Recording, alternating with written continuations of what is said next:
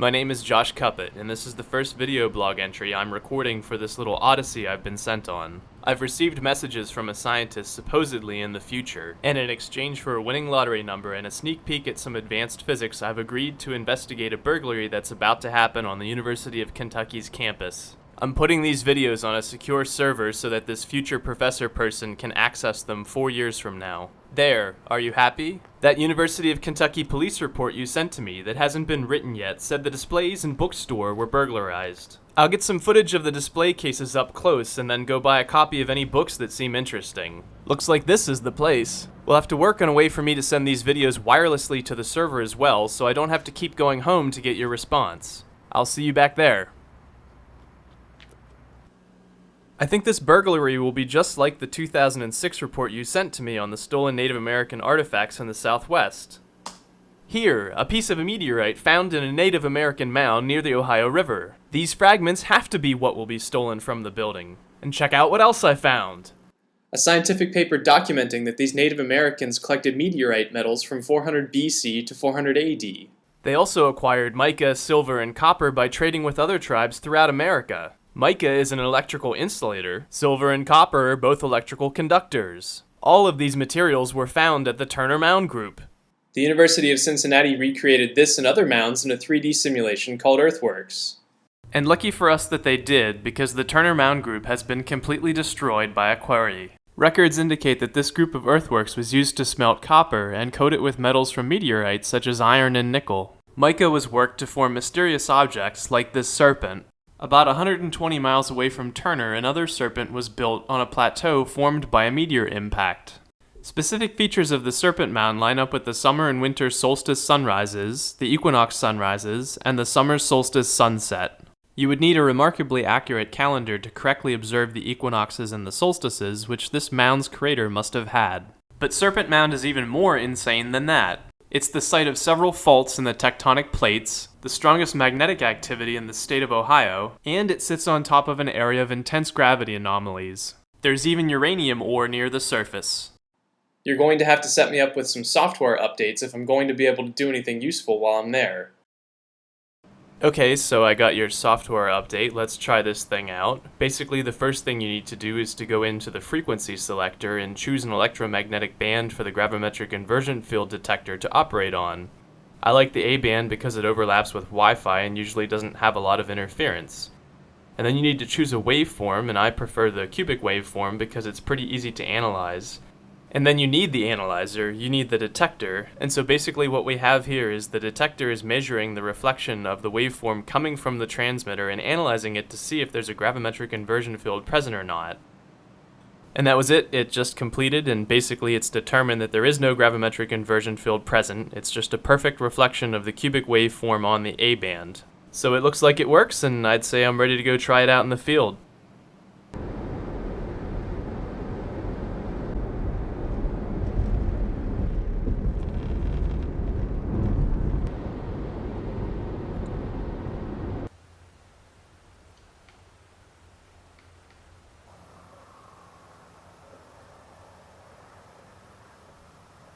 The amount of symmetry required to create a true gravimetric inversion field completely blows my mind. Who were these people? And what the heck were they doing here? This was the same time Europeans were living in the Dark Ages. I got what I came for. I'm gonna take a look around and then return home to upload this. Hopefully you'll have a mobile solution worked out for me by then. Can't you do something cool like in those sci-fi movies and mail me a package with a phone that rings as soon as I open it or something?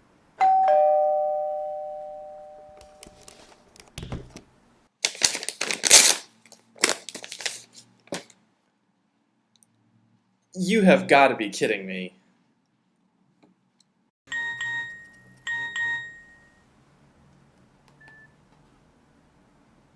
Okay, let's try this. I'm absolutely fascinated by this meteor mound connection, but I haven't even taken a glance at those books from the bookstore yet. Which one should I spend my time on?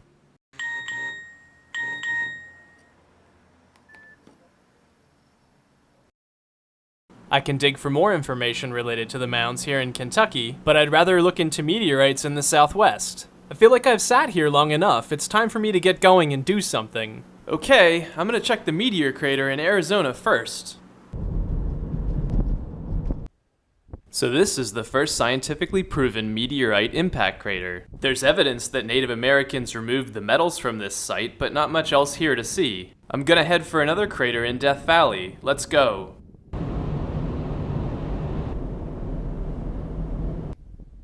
So this is it, Death Valley National Park. This may be one of the lowest, hottest, and especially driest places in the world, but the upside is that anything that's here stays here. Erosion would take forever with less than 2 inches of rainfall per year on average, and maybe that's what makes Death Valley so mysterious. It's almost like this place has a memory. Mineral deposits and craters that would get washed away anywhere else have staying power here. Let's go check that crater out.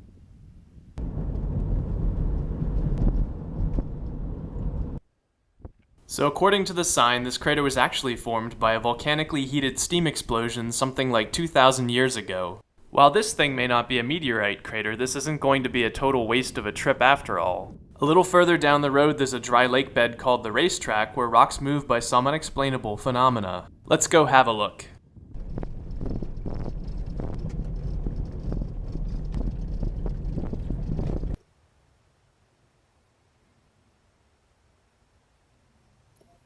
There's no symmetrical gravimetric inversion field here, but I wouldn't expect there to be one or else these rocks would stay stationary. So what does cause them to move? Non-linear tracks, especially ones with angles, don't really seem possible with wind as the only force. This whole thing's just creepy. It's getting late enough that I should worry about getting back if I'm going to, or I could camp down the road from here. What do you think? I passed a fork in the road a little way back, maybe I should go explore that before it gets dark.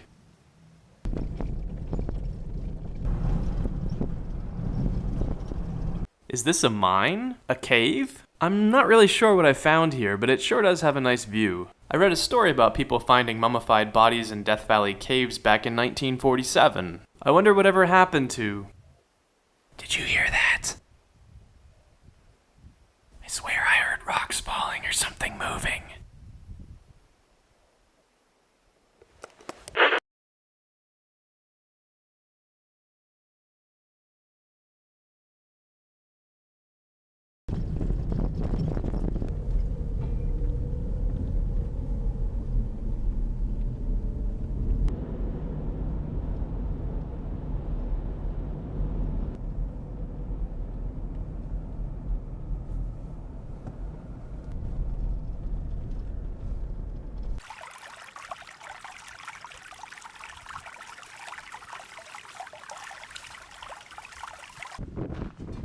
Okay, this place is really weird.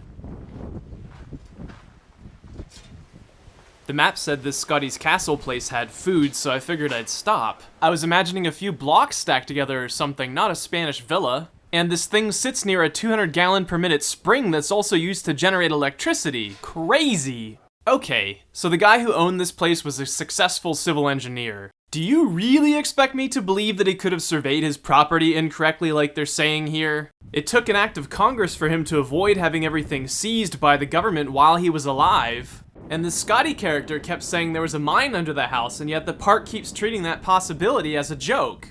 I'm pretty sure there's way more going on here than anyone is letting on. Like these petroglyphs. Was this boulder here originally, or where exactly was it moved from? And this spring. How could there be so much water in Death Valley? Did Native Americans live here before this Scotty's Castle was built? I'm not gonna get any answers here, but there's supposed to be similar water flow in the nearby Ash Meadows Wilderness area. Let's go check it out.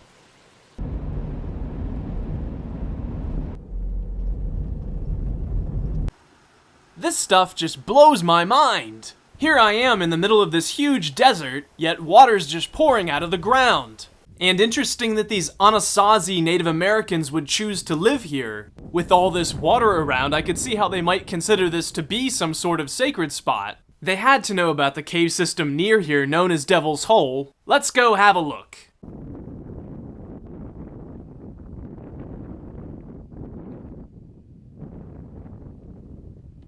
Are those park rangers? So Devil's Hole is part of Death Valley National Park even though it's 15 miles from the closest border? Interesting. Charles Manson, the convicted serial killer, actually based his operation out of this area. He believed that his followers and himself could escape the impending Armageddon they were trying to set off by finding the entrance to a massive underground cave system. Manson was convinced that this, Devil's Hole, was the entrance to these caves. The only problem? Devil's Hole is full of water. Manson gets arrested and the government puts this fence up. Suddenly all well pumping in the area is prohibited. Was it to protect the endangered Devil's Hole pupfish or to prevent divers from seeing exactly where this flooded cave system goes? Well, let's see. If this is the aquifer, then this flooded cave system must extend to the north into Nellis Air Force Base. Let's look around some more. So how did Manson, illegitimately fathered by a Kentucky colonel and born across the river in Cincinnati, find out about Devil's Hole? The first civilian conservation corps group who built every structure and trail originally in Death Valley back when it was a national monument was from Kentucky. And when the economy started to pick back up back in the late 1930s, the CCC members moved back home and in all likelihood spread stories of Death Valley around. Was a young CCC member the first to find Devil's Hole? And did they dive in and find something that we're forbidden to know about today? Only someone with first-hand information back in Kentucky would know, since any other documents would be classified. Aha! I knew something was gonna be back here. Now what exactly is this?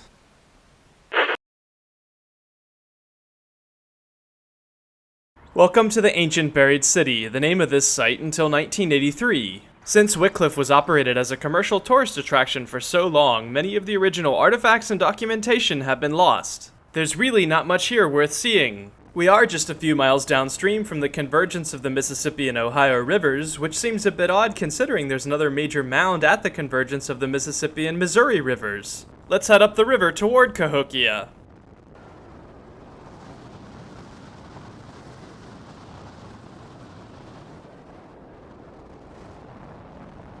So this is Cairo? Cairo? The convergence of the Mississippi and Ohio rivers is named after Cairo? I can't shake this feeling that these names are more than just marketing. These places hold significance, but for one reason or another, it's been forgotten. Cairo's just a ghost town now, let's get out of here. So Cahokia was more populous than London in the year 1250, yet we still think of this place as primitive. The city here had several features arranged in the cardinal directions, like this wood ring apparently excavated with bits of iron scattered nearby. Were these natives using compasses to build this city's alignments? And the large mound at this site was apparently comparable in size to the Great Pyramid in Egypt. Another exhibit explains that a grave uncovered here contained 4 bodies without heads or hands. It may just be a coincidence, but aren't there tons of Egyptian statues with the heads and hands broken off? Egyptian pyramids, Cairo, I mean, this is just too weird. I'm gonna head for the Luxor in Las Vegas.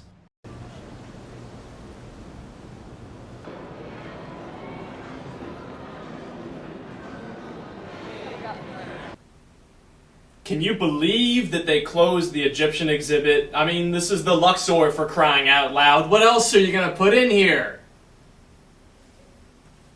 They did temporarily have this gallery of Nevada-based artists until the new exhibit gets moved in, so I got to learn all about this Michael Heiser guy. It's somewhat ironic that the Luxor, a tribute to Egyptian culture, should feature this tribute to Native American creations. Heiser's massive sculpture, called City, is indirectly modeled after the mounds we've seen, Mayan pyramids, and anything else pre-1492 in America. Since this Luxor thing turned out to be a dead end, maybe we should drive out that way and see if we can't figure out more about this guy's motivations. Heiser's father was an archaeologist and his grandfather was in charge of mapping several states, including Nevada. So maybe, just maybe, Heiser knows something. Maybe he knows about the purported hoax of moving rocks in this valley. Maybe he knows why this valley looks like a sea of dirt sprayed up against existing mountains. Was there a meteorite impact here? Maybe he knows something about the secrets of Area 51, the Nellis Air Force Base, and the Nevada nuclear test site right over the mountain from here. That would explain why the base sends F-16 fighters to buzz his ranch constantly, and why the government wanted to build their train to deliver nuclear waste to Yucca Mountain directly through his sculpture. It doesn't explain why they've built this mountain of dirt directly beside Yucca Mountain. There's plenty of desert out here, why not do this inside the boundaries of the base? A base that, by the way, was continuously occupied by Native Americans for at least 9,500 years. Maybe that's why Heiser's building his sculpture here. I've gotta figure out how to contact this guy.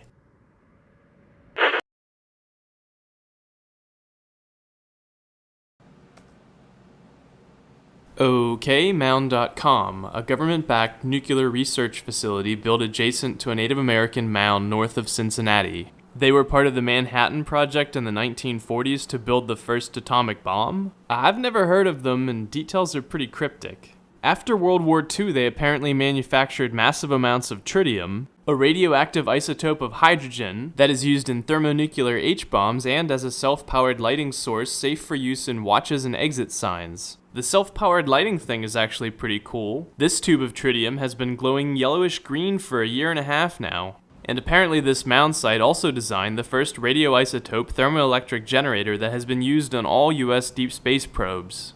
I was curious, so I did a little digging. This sort of nuclear generator is very different from the nuclear power we typically use on Earth. It has a much lower energy output, and it doesn't undergo fission, so it can't be used as a bomb. So I decided to look a little deeper. Has a normal nuclear fission reactor ever been used in space? The United States only put one into orbit, and it malfunctioned after 43 days. The Russians tried something like 35 of them in a low atmospheric orbit, not in space. So the answer seems to be no. But why then? Why use a nuclear generator that's far less efficient than fission in deep space probes? I mean, a copper, nickel, and iron thermocouple junction is pretty low-tech stuff. Was it chosen because of safety? Non-fission reactors would be more safe, or did they know something more? Did they know these more powerful fission reactors wouldn't work in space even back then? At the time of the Manhattan Project? How could they? Well, here's some potential evidence. All of the deep space probes that use the radioisotope thermoelectric generators designed by these mound scientists have experienced what's known as the Pioneer anomaly, an apparent deceleration that mainstream physics can't explain. I say mainstream physics because it seems at least one physicist has solved this problem by accounting for gravity's effect on time and supposing that the probe experiences the passage of time more rapidly the further it gets from Jupiter's gravity. It's part of Einstein's theory of relativity. If you allow time itself to accelerate in these equations, you explain the apparent probe deceleration exactly without using any hocus pocus. Does this anomaly suggest the government knew nuclear fission reactors wouldn't work in deep space? If they knew changing the definition of slow for the slow neutrons in fission reactors could cause them to shut down or explode, then it seems likely they wouldn't use fission reactors in deep space probes that experience a change in the passage of time. They'd use a more conservative design, which is exactly what they did. It seems to me that this mound site made some pretty significant advances in physics pretty much overnight. Who else knows about this?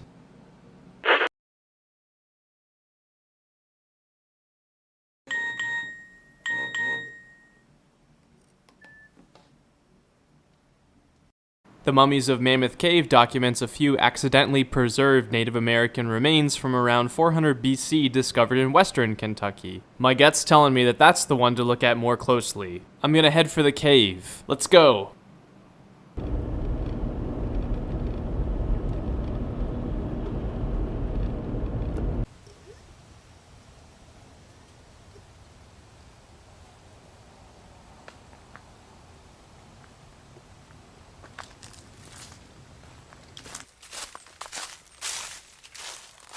So this is Mammoth Cave National Park, the longest cave in the world with more than 360 miles of passageways wrapped within a 7-mile area.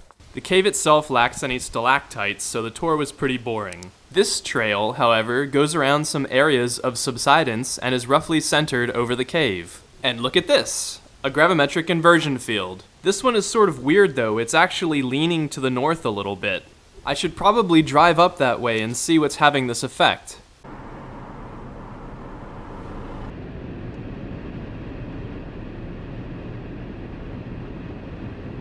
Nothing so far. I guess it must be further north.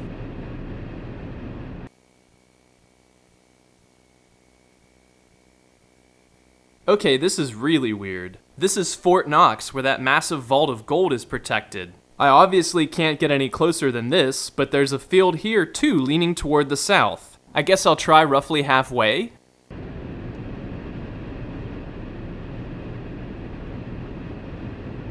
I'm getting pretty close now, it must be around here somewhere.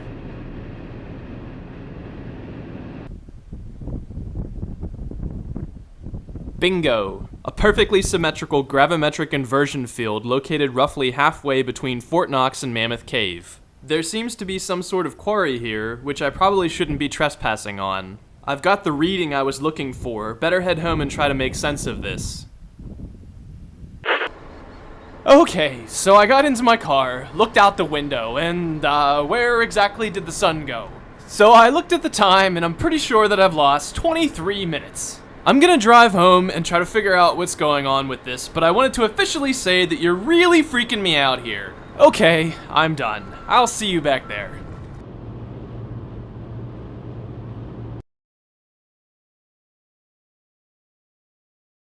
So as best as I can tell, that quarry with the gravimetric inversion field south of Upton sits pretty much exactly on the division between Eastern and Central Time. This might seem like a coincidence, but I wouldn't doubt that the government chose this zigzag for the timeline to keep people confused about this phenomena. And Fort Knox. I thought this shape looked familiar, so I went back to a book that I skimmed on Native American mounds. They're identical. This is one of the books that Earthworks DVD was based on. The Smithsonian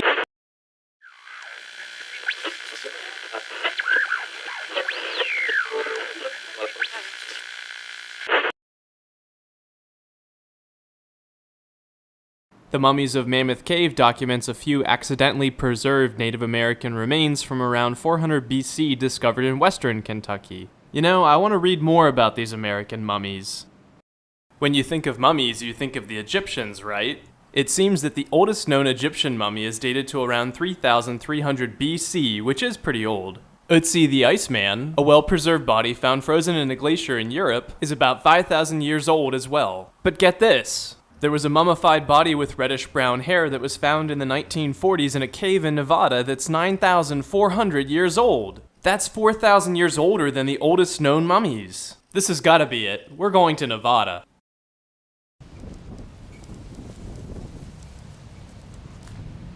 While they do have information on Nevada Anasazi Native Americans living in pueblos, the Spirit Cave mummy was being kept at some top-secret location that no one would give away. It seems that having a mummy representing an advanced, established Native American culture that old needs to be censored. We should visit another early man site around here that has archaeologists flipping out. Let's go.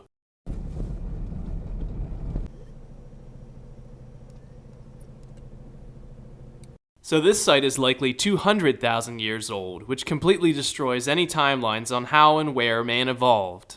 To save face and avoid any difficult explanations, many scientists instead insist that all of the 60,000 stone tools found here were formed naturally. Please. I've got another lead on a site north of here. Let's go check it out.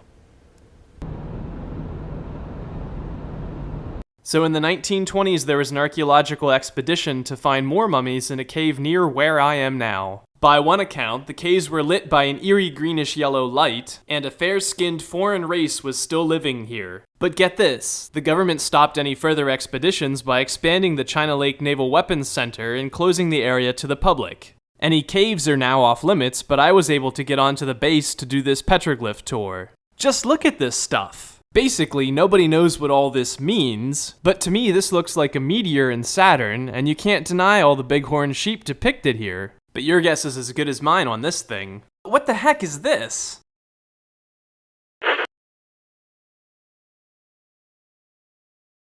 The Sandstone Chronicles profiles Serpent Mound in addition to some extensive Native American rock carvings in the Red River Gorge area of eastern Kentucky. My gut's telling me that that's the one to look at more closely. Let's go to the gorge.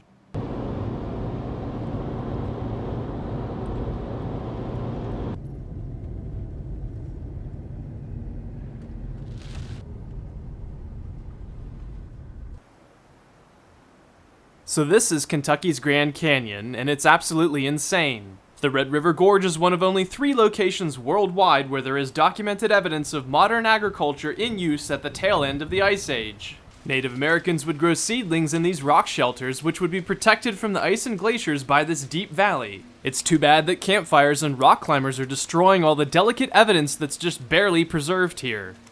The rangers wouldn't tell me the location of any petroglyphs due to this vandalism, but the Visitors Center has pictures of the key rock carvings mentioned in that book. These spirals seem extremely mysterious, but then there's these feet that very clearly only have 4 toes. Which petroglyphs should I follow up on? I'm gonna head back home and take a look at that book again. So this Sandstone Chronicles book has a drawing of the four-toed petroglyph from the Visitors Center, plus some other ones from the Gorge. Compare that to sites in the southwest where there are handprints with both 4 fingers and 5 fingers. I remember handprints and other petroglyphs covering newspaper rock in Arizona's Petrified Forest National Park. I think that's where I need to check next. Let's go.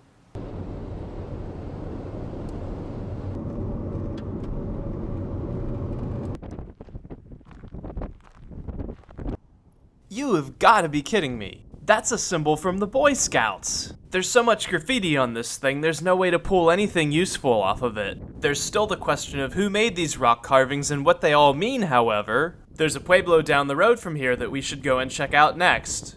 So this 100-room Anasazi Pueblo happens to be the site of a 4-fingered character and numerous solar calendar petroglyphs. More of these petroglyphs can be found in the Petrified Forest National Park than in any other location. This pueblo is unique from other Anasazi sites due to the square kiva structures, which are normally round. A little further down the road from here, there's an even more interesting pueblo made from petrified wood. Let's go have a look. Did you know that iron and other minerals are responsible for the color you see in petrified wood? The Anasazi Native Americans who lived here had a diet that consisted primarily of corn, beans, and squash. I've seen it suggested that they may have been more susceptible to anemia and infant mortality due to a dietary iron deficiency. Perhaps they grew iron-fortified beans in this soil, which is laced with fragments of petrified wood. This place is beautiful, but aside from the iron, I can't think of any reason to live here and grow crops in this inhospitable desert. I bet they used those solar calendars to keep track of when they'd need to pick their beans and get out of here before it got too hot in the summer. It'd be way easier to carry iron-fortified beans from here to other Anasazi settlements than it would be to carry petrified wood from this site. There are some more Anasazi pueblos to the west of here. Let's go have a look. Wupatki, the name of this site, means to divide that which is long in the Hopi language. This area is thought to be the convergence of many different cultures, including the Anasazi and Sinagua, as a variety of different pottery styles and construction were found here. Even though the desert is equally hot at this site, Wupatki makes a little more sense as a place to live. Under this pueblo, there's a massive cave network with over 7 billion cubic feet of void space. If these were normal passageways, the cave would be 50 miles long. In fact, there's so much empty space under the ground here, the barometric pressure change from storms coming through this area causes a draft to come out of the blowhole at speeds of up to 30 miles per hour. So why do I think this would be such an awesome place to live? Because even if it's not possible to enter these caves, surely it would be possible to channel that draft to this structure in order to get some air conditioning on the hottest summer days. Agriculture was supposed to be easier at this site as well due to ash from the nearby Sunset Crater volcano. It erupted right around the same time this place was built up, leading to a legend that the people living here were responsible for the eruption. As far as petroglyphs go, there's a regional map at the Visitor Center indicating that sites in the Sedona area have those 4-fingered petroglyphs we're looking for. Let's go check it out.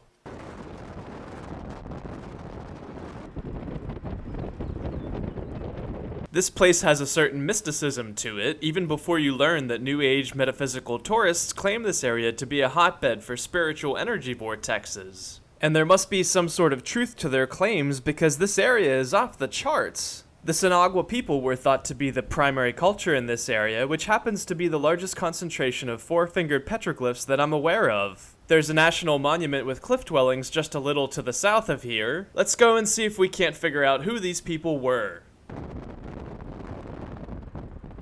This site was named Montezuma's Well when the Spanish eventually entered this area. Nearly 1,000 gallons per second come exploding out of this spring year-round, and the high levels of carbon dioxide in the water have resulted in some strange species that don't live anywhere else in the world. Cliff dwellings and a pueblo were built at this site around the year 1100 by the Sinagua. Let's go a little further down the road and see the rest of Montezuma's Castle National Monument. Archaeologists believe that this site was built, occupied, and abandoned all in a short period of time around the year 1100 AD. This cliff dwelling is one of the few with plaster still intact on its walls and handprints apparently found in that plaster. I wonder if there are four-fingered handprints here to match the petroglyphs and pictographs found in this area. This place has more questions than answers, like this stone ring thought to be the opening to a macaw cage from a site in Mexico. Let's go see what we can learn at the related Sinagua Pueblo up the road, Tusiwut. This site was built in 1125 AD and occupied until around the same time as many other pueblos, 1400 AD. What I found to be most interesting about this national monument was the recent history. A copper mining company donated this land to the government. The Native Americans who built this pueblo must have been mining copper here as well. There are copper bell artifacts and other items, and this is one of the richest copper veins in the world. The Anasazi had a network of settlements that seemed to be providing them with a wide variety of materials, but to what end? What were they doing? And where are the rest of the copper artifacts at today? There's one last pueblo to the south of here that I'd like to go and check out. Snaketown was first excavated in 1934 and again in 1964. During this second excavation, it was discovered that natives at this site were making use of irrigation as early as 300 BC. Snaketown thrived until around the year 1100 AD when it was suddenly abandoned and its people merged with the Anasazi. Their combined culture built the pueblo now protected at Casa Grande Ruins National Monument to the west of here. Snaketown was to become a national monument open to the public as well, according to the May 1967 issue of the National Geographic. When Richard Nixon signed the order in 1972 establishing Hohokumpima National Monument here, the decision was made to keep this site buried. Could that have anything to do with the four-fingered petroglyphs, energy vortexes, or evidence of the shifting magnetic North Pole found here? The Four Corners region of the Southwest is covered with similar spirals. Let's head that way and see what we come across.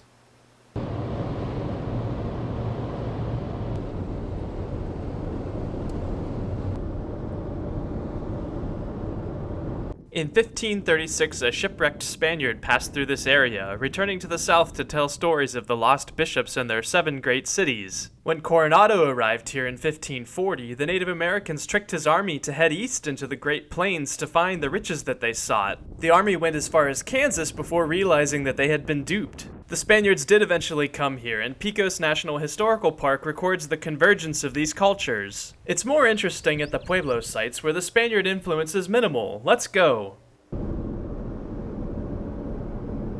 Construction here at Banlier began around 1150 AD, with pueblos, man-made cave dwellings, and a great kiva similar to other sites credited to the Anasazi. Anasazi is a word that actually comes from another Native American tribe, roughly translating to alien ancestors or enemy ancestors, depending on who you're talking to. Let's have a look around.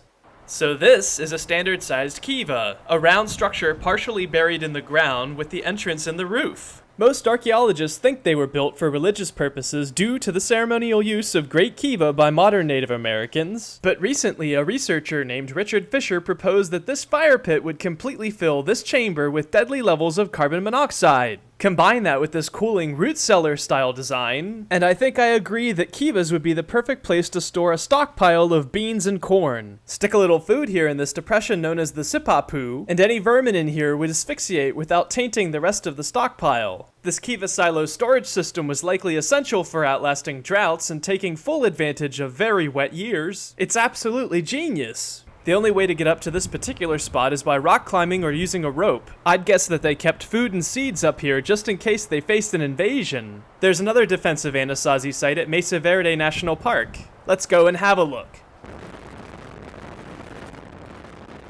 The Anasazi first started living here in the year 500 AD, and most of what you see here was built over the course of 20 years. It wasn't until around the year 1190 that these cliff dwellings were first constructed, however. By the year 1300 AD, this site was abandoned. It's thought that drought could have caused the Anasazi to leave, as there's no evidence to be found that suggests any other reason. The pueblo at Aztec Ruins National Monument to the south is one possible place they might have gone. Let's go have a look.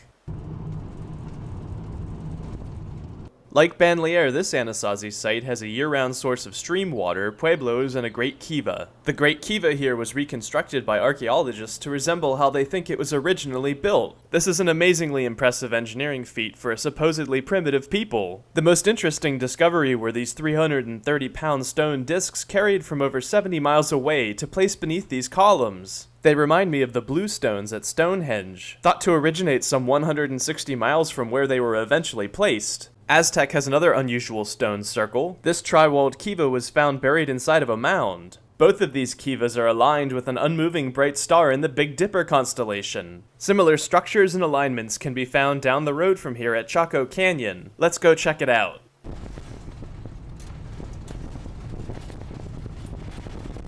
I say down the road from here because satellite images have shown that there are straight-line roads connecting many of the minor pueblos in this area to Chaco. Maybe that wouldn't be so weird if these straight-line roads didn't head directly up cliffs and then continue from the other side rather than going around. The roads converge to an unexcavated complex of significant size known as Pueblo Alto. Here, the ceilings were 14 feet high and refuse piles are enormous but apparently seasonal, suggesting a periodic convergence to this location rather than continuous occupation. These refuse piles also contain a considerable amount of broken pottery, furthering the questions about the use of this site. From Pueblo Alto, you can see Mesa Verde and another Anasazi site in Colorado known as Chimney Rock, and there is evidence that these groups signal to each other. In addition to the roads, there's evidence of other engineering achievements in Chaco Canyon, like masonry dams and these terraces which captured rainwater and topsoil to make farming easier. Like Mesa Verde, Chaco lacks a consistent source of water, leading to the question of why they would build here. This was apparently the edge of a shallow sea millions of years ago, as is evident from these shrimp burrow fossils. I wonder if this ancient sea provided some mineral resources that couldn't be found anywhere else. Maybe that led the Anasazi to choose this site for their first settlement. And man, did they build here. There's a pueblo nearly identical in layout to the one found at Aztec Ruins National Monument, and the adjacent Pueblo Bonito originally stood 5 stories tall. It contained skeletons of very tall people who lived to be 60 years old, with massive caches of turquoise beads, copper bells, and possibly chocolate. Their burials were dated to around the year 1050 AD. So what was going on here? One story states the Anasazi were working to bring resonance between the celestial world and the earth. When we look at their efforts, such as this solstice marker, we see how literally that statement can be interpreted. Here, slabs of stone were erected to ensure a dagger of light bisected this spiral at the summer solstice. Similar daggers occur for the equinoxes and winter solstice. Another celestial petroglyph likely depicts the Crab Nebula supernova recorded to have taken place in 1054 AD. Hopi oral tradition states that this blue star directed a major convergence of clans to Chaco. Shortly after this happened, the construction of 7 new pueblos began here at Chaco, but by the year 1150 all construction stopped, and by the year 1300 all of Chaco was completely abandoned. One place local tradition states the Anasazi moved to was Canyon de Chelly west of here. Let's go have a look.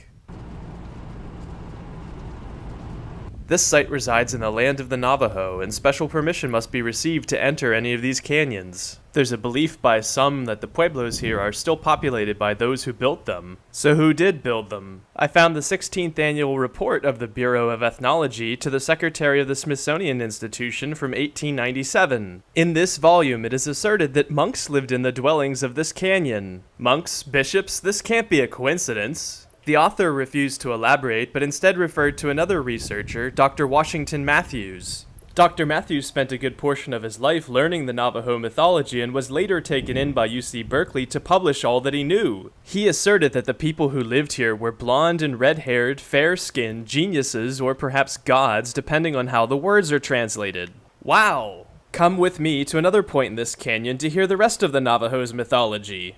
Supposedly 2 half-brothers, the last of the Navajo, for nearly all were killed by an invading horde of alien gods, came here and found the Spider-Woman in a kiva. She sent them to the White House, where I just was, to meet their father, one of the Anasazi who carried the sun. Their father equipped them with armor made of flint and lightning weapons, and the brothers set out to destroy the evil ones. They succeeded, and when their trials were complete, their father took one of their mothers and moved to the west, leaving this land for the Navajo to claim as their own. The Navajo who remained gradually met more and more people who were nomadic such as themselves, and they built great villages here in the ruins of the Anasazi. One day a tribe who descended from their mother in the west announced their return east, telling of the great deserts they crossed and the people they saw along their journey. They documented several springs and canyons of cottonwoods they rested at. These travelers rejoined the remaining Navajo, and no mention of any subsequent journeys to the west was recorded. Now, the Hopi are thought to be directly descendant from Anasazi groups, but the Navajo have been more vocal about events that took place in those days. What's especially interesting about this story is the obvious record that at least some of the Anasazi moved west, almost indicating that they took Navajo along with them until the construction of their new dwellings was complete before releasing their descendants to rejoin their brethren in the Four Corners. So the real question is this: where are these western pueblos? If anyone knows, it would be the Smithsonian, who seems to be keeping a record of all things Native American. What were they looking for anyway? And what about those lightning weapons? Could they be legitimate? This north-south band where all these Anasazi structures are built coincides almost exactly with a natural rainfall event where summer monsoon storms flow north along the Continental Divide from Mexico to Colorado. Lightning is frequently associated with these storms. In fact, a modern sculpture to the south of Chaco Canyon called the Lightning Field sits along this meridian. So, were the Anasazi a deeply spiritual people who did all this construction in this barren desert and by luck survived for hundreds of years? Or were they a group of geniuses working in concert to thrive here for reasons that modern-day observers are only beginning to understand? Local mythology states that the people who built Chaco gained great control over natural forces and used these powers to cause nature to change in a way that was never meant to occur. They destroyed the structures at Chaco and abandoned the site to prevent the abuse of these powers.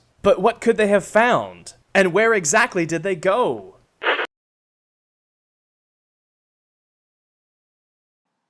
Hi there! I've already got it right here! 2 words. Road trip. This is a giant hole in the ground. I should at least be looking at the giant hole in the ground Arizona is known for.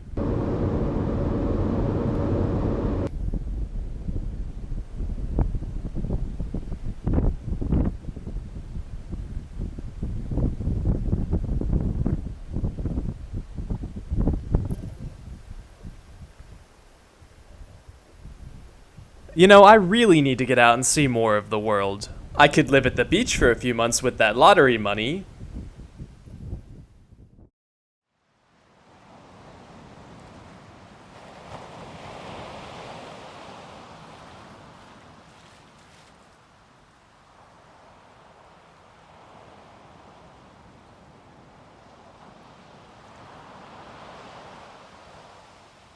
You can call me a science dork, but I was thinking about waves while I was out there. The waves in this area right here are pretty weak, but here at this other beach, these rocks reflect some of the waves into other waves. The resulting constructive interference amplifies the waves and makes for good surfing conditions. I thought this observation might help. I'll upload this whenever I get home. Wait a second, why are there so many video files for me on your server already?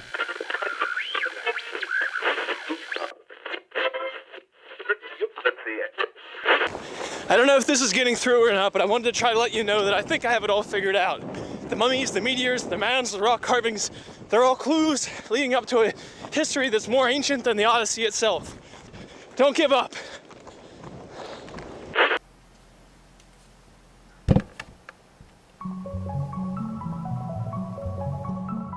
There's so much information here, I'm not really sure where to start, so I guess I'll start with the oldest information first. The sites in Kentucky and Ohio seem to be older, especially the meteorite collecting. If I were looking for an easy source of nickel or iron, I'd collect meteorites too instead of trying to mine ore. The people who did this collecting built complex mounds with elaborate chimneys and smelted copper, occasionally coating this copper with metals from meteorites such as iron and nickel. Thermocouples, simple electric generators that produce a voltage from a temperature difference, are nothing more than a junction of copper with nickel and iron. Were these mound builders experimenting with electricity from 200 BC to 500 AD?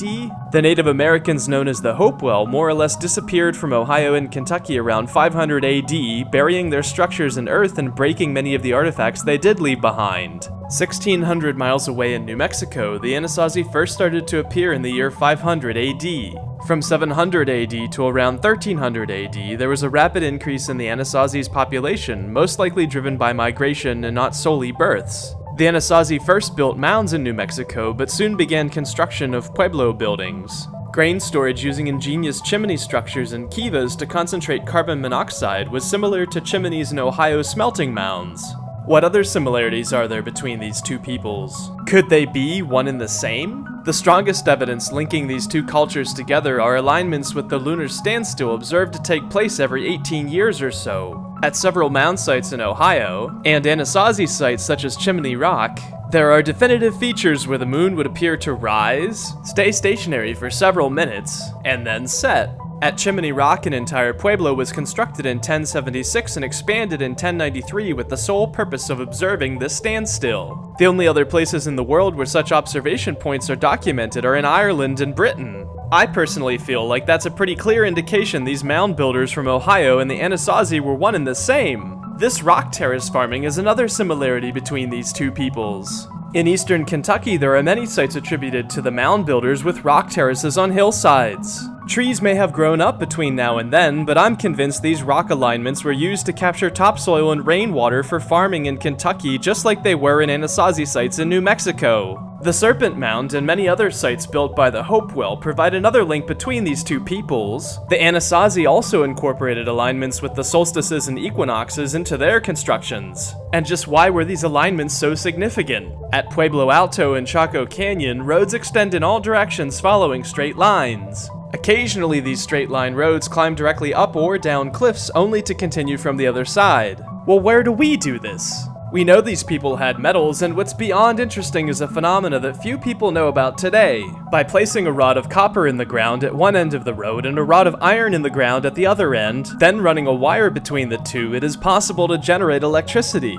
This earth current was written about extensively in this paper from 1931, where it was found that soil type and volcanic activity affected the strength of the electricity. The current happens to be the strongest at the equinoxes, just like the aurora borealis or northern lights. Aurora have been documented far to the south of the polar region during coronal mass ejections, like the one thought to be depicted in this petroglyph at Chaco Canyon.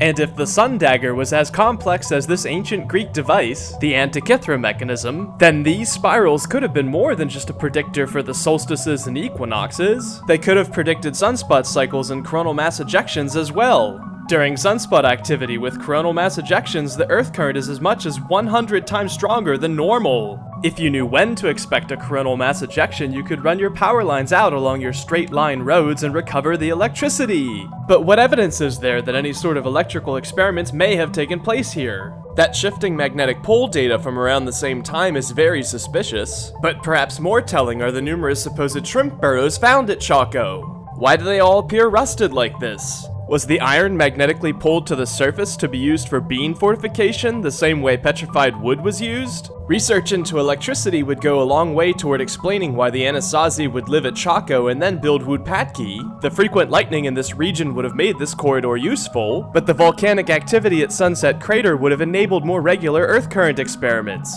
And if I'm right, what else could the Anasazi have been doing with this electricity? The mythology of the Navajo tells of the Anasazi using lightning weapons against their enemies while wearing electrically insulating flint armor. Nikola Tesla worked nearby in Colorado, experimenting with a means to transmit electricity using the atmosphere. Tesla's design required a large amount of alternating current at very low frequency to charge the atmosphere, which happens to be exactly what the earth current is. Tesla was generating this electricity artificially. The Anasazi could have pulled it directly from the ground. When Tesla died, the government held his notes for scholars from Harvard to review, according to FBI records. They concluded that Tesla's work regarding nuclear fission, specifically his theory that there must be some external force causing fission, was incorrect. Tesla believed that there was a force which caused nuclear fission which would weaken 30 kilometers from the surface of the Earth. And sure enough, no space probe has ever succeeded in consistently generating nuclear energy that high up. The military started high-altitude nuclear weapons testing in 1958. Nukes codenamed Yucca at 26 kilometers, Orange at 43 kilometers, and Teak at 76 kilometers, all were far more rapid and bright than surface explosions. The blast pressure was measured to be far less than that of surface explosions as well. This fast burnout and lack of explosive force is now taken as a matter of fact, but when you think about it, agrees almost exactly with Tesla's assertion. Later high-altitude nukes were more carefully tested, but much of those results are classified and unavailable. Tesla claimed that he had a way of both preventing nuclear fission and inducing it in substances that normally do not undergo nuclear fission. This is consistent with an external force being responsible for this phenomena. Many pages of Tesla's FBI file are redacted for national security reasons, but the file does say that Tesla's former assistant joined the army specifically to gain access to the files the government had. Those files were eventually turned over to the Wright-Patterson Air Force Base not 25 miles from the Mound Nuclear Research Park in Ohio. Could Tesla's theories have been used to shed light on the curious practices of the mound builders? Were their efforts applied to nuclear research? To understand any of this, you need to understand how little we know about nuclear fission. The best models for fission consider the nucleus to be a droplet of liquid, a model that no other branch of science agrees with. The only way a nucleus could behave like a droplet of water and undergo spontaneous nuclear fission would be if it was distorted by gravitational waves, warping it like a wine glass being hit by sound waves until it exploded. If so, gravitational waves would be Tesla's external force driving nuclear fission. These gravitational waves are nothing more than ripples in space-time. It's known that gravitational waves would be emitted from a rotating supernova remnant like the one created in 1054. These gravitational waves add together or cancel each other out just like any other wave. So the easiest way to manipulate them is to bend space-time and force them to intersect constructively or destructively. Space-time can be bent by localized concentration or absence of mass relative to the surrounding environment. The more dense the material, the more space-time bends and the further these gravitational waves have to travel. Nuclear fission was first understood well enough to build a bomb during World War II, which was the same time Fort Knox held its maximum of over 20,000 tons of gold. Gold is one of the most dense materials on Earth, and if anything would bend space-time in a noticeable way, it would be packing 20,000 tons of it into a very tight location. What the government discovered during their research on the atomic bomb and the Native Americans in this area already knew from their observations such as the lunar standstill was that concentrated masses in specific locations could have a noticeable effect on space-time. By so accurately observing the cosmos, the Native Americans realized that they were able to change certain aspects of the time portion of space-time by building precise mounds in precise locations.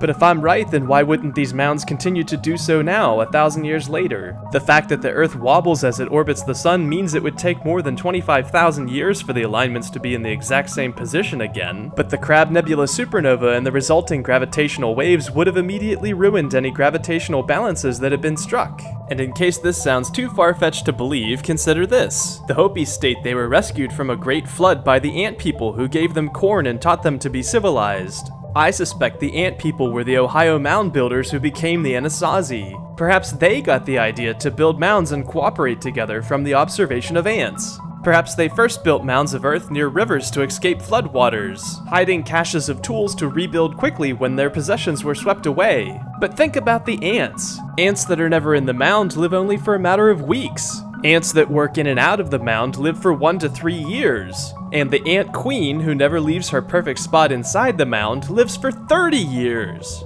30 years! There's no biological difference between the queen and many of the other females, so location within the mound itself must be the cause of this life-extending phenomena. The frequent abandonment of ant mounds must be to maintain the necessary alignments. Why else would they sacrifice so much work?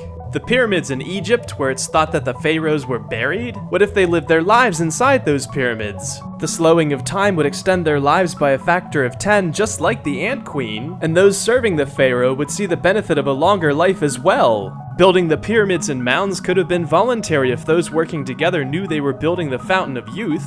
At Chaco, which was known as the center by those who lived there, 2 6-foot-tall individuals lived to be 60 years old when the average life expectancy was 45. Was a similar phenomena responsible for extending their lives by 35%? And what about the Anasazi? With few obvious mounds and a handful of artifacts left behind, just what were they doing in the Four Corners area? Los Alamos National Lab, where the nuclear bomb was first built, is directly beside Bandelier National Monument, an Anasazi site. Uranium apparently underwent a greater rate of fission at this site than it did at other labs. Researchers apparently attributed this to a greater occurrence of cosmic rays which really have nothing to do with fission according to established theory. I suspect that a better alignment of gravitational waves inherently present at this site is responsible. We also have this report on Wootpatki, produced by a military contractor called RAND.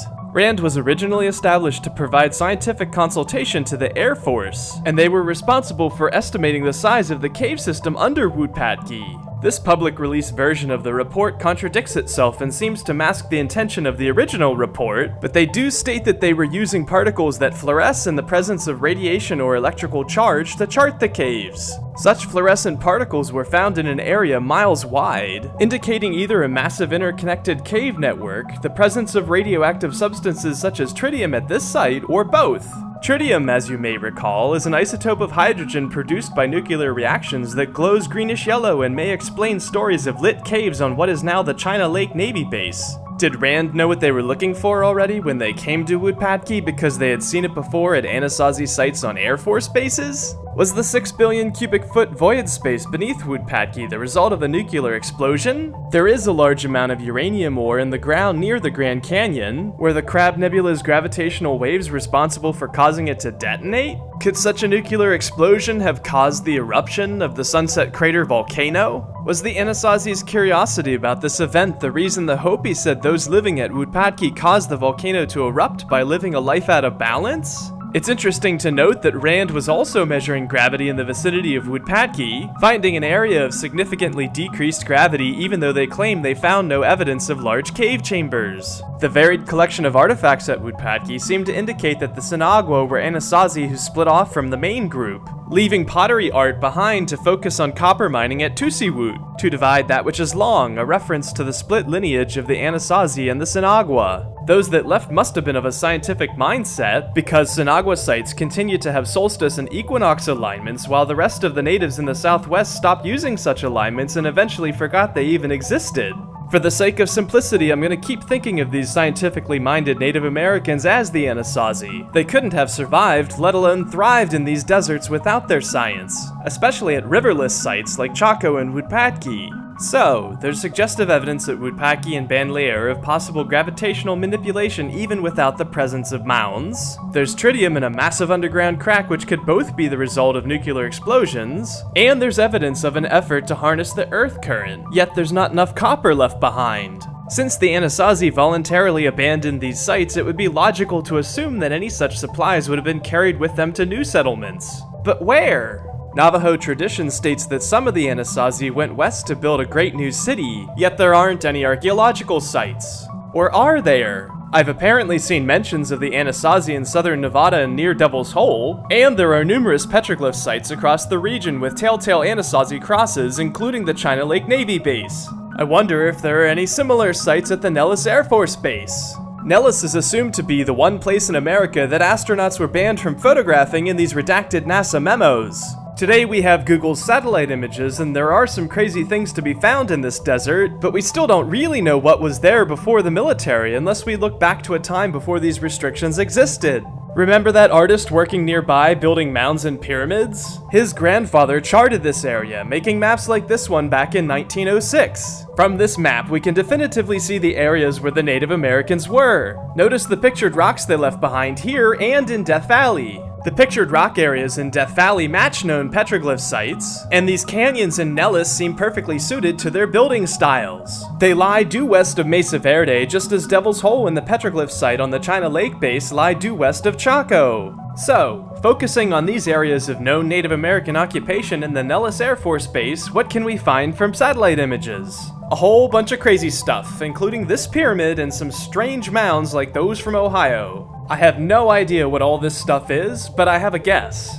In our classical understanding of electricity and magnetism, a field exists which is responsible for the alignments of the iron filings seen here. The magnetic field enters the south pole of the magnet and exits from the north pole, looping back around within a certain distance and creating something of a dead zone in the middle of the bar magnet, which you can see here from the filings. Time and gravity have a similar relationship, and I suspect that Fort Knox and Mammoth Cave were acting as a sort of north and south pole, with the dead zone in the middle resulting in the slowing of time at that quarry that I visited.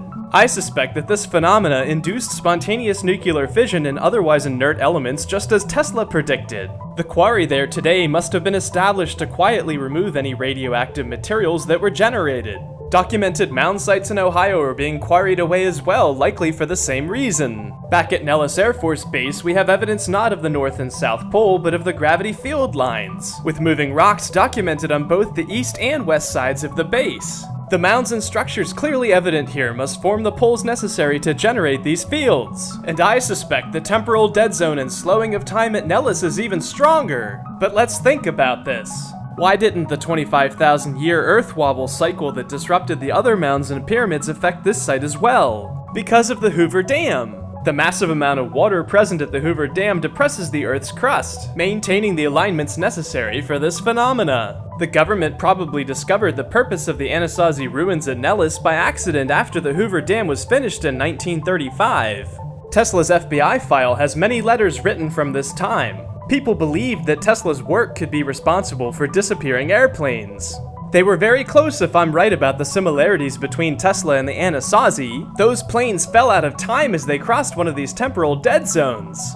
I suspect the government has been carefully controlling the water levels at the Hoover Dam to maintain the alignments necessary to geographically contain all but a few of these time events to within the boundaries of the heavily guarded base. The lowering water levels now aren't really the result of droughts. The Anasazi similarly flooded and controlled the Salton Sea by diverting the Colorado River 1,000 years ago to maintain the alignments they needed, just as they dammed water in Chaco Canyon. So Area 51 and all the strange activity at Nellis Air Force Base attributed to aliens and the UFOs? The kind of stuff that doesn't seem possible with our current understanding of science. Perhaps even like the stealth bomber. The plane that uses its unusual shape to reflect radar waves down to appear the size of a golf ball. All of that technology can be attributed to Anasazi artifacts and ruins found right here in the vicinity of Area 51. Even the name Area 51 seems to come directly from that Smithsonian book on the mounds in Ohio, documenting the size of various fixtures. I wouldn't doubt that Volume 2 of their book was focused on these unusual structures and subsequently classified. Why the cover-up? Why all the secrecy?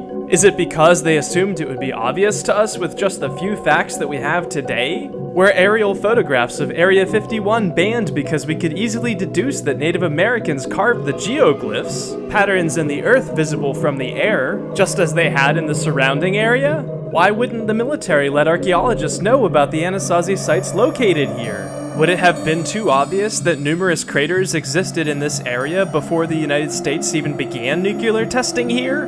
Like how this crater near the moving rocks in Death Valley corresponds to the time the Anasazi would have been here. And shouldn't somebody have noticed that a minimum of 8,000 tons of uranium ore would have been needed to obtain the uranium-235 necessary to build this atomic bomb? Yet we know that the Germans and United States each only had around 1,000 tons. Would somebody have been able to conclude that the uranium for the bomb had to come from already refined and processed sources? Like Native American mounds and ruins being dug up by quarries and looted on a regular basis? Would it trouble people to know that our nation's fairy tale history, which already involves the blemish of displacing countless natives off of preferred lands via the Trail of Tears, also includes a dark chapter of stolen Anasazi technology and cover-ups? And what did happen to the Anasazi? Were they still in this area, as Spanish and Smithsonian records seem to indicate? Had they moved underground in the vicinity of the China Lake base? Do they exist out of time in what is now the Nellis Air Force Base? In a city of gold with a fountain of youth? We obviously can't get into Area 51, but there are more Anasazi sites heading south into Mexico, leading to this peculiar site perfectly in line with Chaco, which seems to be the convergence of Mayan and Anasazi cultures. Maybe that's where I need to go next.